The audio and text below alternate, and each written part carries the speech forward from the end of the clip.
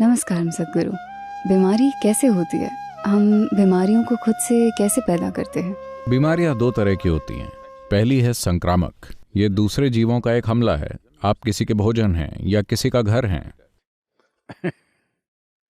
तो ये अलग मसला है कि उन्हें बम से उड़ाने की जरूरत पड़ती है। लेकिन मैं महसूस करता हूं कि आज दुनिया में केवल 25 से 30% बीमारियां ही संक्रामक प्रकृति की हैं। बाकी सब स्थायी हैं, यानी लोग खुद ही पैदा कर रहे हैं। वो अपनी तरह की बीमारियां पैदा करने में व्यस्त हैं। मुझे लगता है कि हर साल लोग तरह तरह की बीमारियां सामने ला रहे हैं ताकि डॉक्टर्स आए दिन परेशान होते रहें। तो कोई इसे कैसे प्रकट करता है? हमें यह समझना चाहिए कि मानव शरीर की हर एक कोशिका जीवन और स्वास्थ्य के लिए बनाई है, और साथ ही वही कोशिकाएं मृत्यु के लिए भी बनाई जाती हैं। जब समय आएगा तो ये सिस्टम को एक खास तरीके से खत्म करना शुरू कर देगा।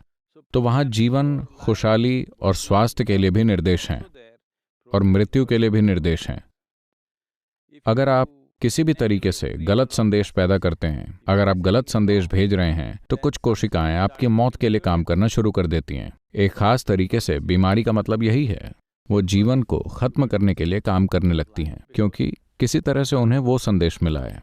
आप उन्हें स्पष्ट संदेश नहीं भेज रहे हैं कि मैं स्वस्थ जीना चाहता हूं, मैं अच्छे से जीना चाहता हूं। ये संदेश वहां पर नहीं है।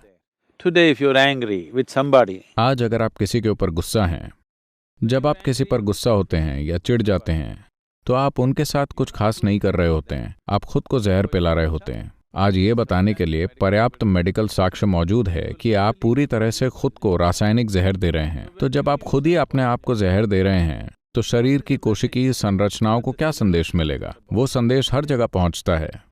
और अगर उनमें से 2% ने भी ये भरोसा कर लिया कि आप मरना चाहते हैं क्योंकि आप जहर पी रहे हैं, तो वो उसके लिए काम करना शुरू कर देंगी। अब कई तरह की गतिविधियां हैं। now conflicting different types of activities happening. कोशिकाओं का एक समूह आपकी भलाई के लिए काम कर रहा है, दूसरा आपके खिलाफ काम कर रहा है, पर यह टकराव खुद को कई अलग अलग तरीकों से व्यक्त करता है। मैं इसे बहुत सरल तरीके से बता रहा हूं, लेकिन एक तरह से यही हो रहा है। हर दिन गलत संदेश भेजा जा रहा है। नाराजगी, क्रोध, डर, चिंता, ये सब वो जहर हैं जो आप पीते हैं, लेकिन उम्मीद करते हैं कि कोई और मरे। जीवन ऐसे काम नहीं करता। अगर आप पीते हैं तो आप मरेंगे। तो क्योंकि हम आज हर चीज किश्तों में कर रहे हैं, इसलिए हम मर भी किश्तों में रहे हैं। इसी को बीमारी कहते हैं। डॉक्टर्स हमें स्वस्थ रहने के लिए कैसे प्रोत्साहित कर सकते हैं?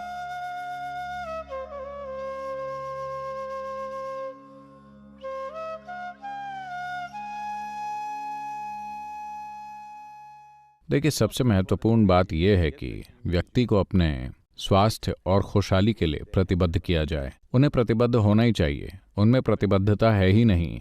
मैं अस्पतालों के बाहर देखता हूं कि स्वास्थ्य कर्मी खड़े होकर सिगरेट फूंक रहे हैं। कैसे वो किसी और को अपने स्वास्थ्य के प्रति प्रतिबद्ध करा सकते हैं? पहली बात तो ये कि व्यक्ति खुद अपने स्वास्थ्य और खुशहाली के लिए प्रतिबद्ध होना चाहिए। अगर वो प्रतिबद्ध है तो इसको लेकर सचेत हो जाएगा कि क्या खाना है, क्या नहीं खाना है, क्या करना है, क्या नहीं करना है। अगर ये उसके जीवन में आ जाता है तो आधी समस्याएं दूर हो जाएंगी। फिर किसी भी विशेष बीमारी जिससे वो पीड़ित है, उसके लिए विशेष सहायता दी जा सकती है।